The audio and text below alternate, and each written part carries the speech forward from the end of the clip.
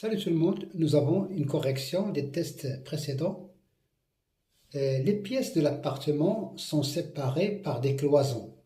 Alors le mot cloison est un nom commun féminin, ici au pluriel parce que nous avons des cloisons. Et nous avons ici la voix passive. Les pièces de l'appartement, c'est le sujet, sont séparées, c'est le verbe, et par des cloisons, c'est le complément d'agent. Alors, les cloisons, c'est un mur qui n'est pas épais, qui sépare les appartements.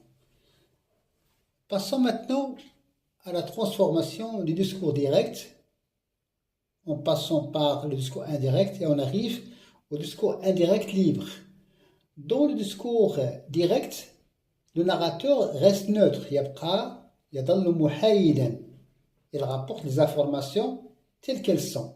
Ils ont dit, nous avons rencontré des difficultés.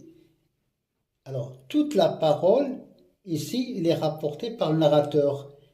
Ils ont dit, c'est ils ici, un groupe de personnes qui ont dit cette phrase. Nous avons rencontré des difficultés. لقد واجهنا صعوبات. Au discours indirect, les deux points et les guillemets disparaissent. يختفون ويبقى le passé composé qui devient plus que parfait. Ils ont dit qu'ils avaient rencontré des difficultés. On voit bien que le passé composé devient plus que parfait. Nous avons le pronom relatif que, ici. Ils ont dit quoi? Ils ont dit qu'ils avaient rencontré des difficultés. Au discours indirect, libre, on supprime la phrase introductrice, on garde l'information, mais on retient les verbes conjugués au discours indirect.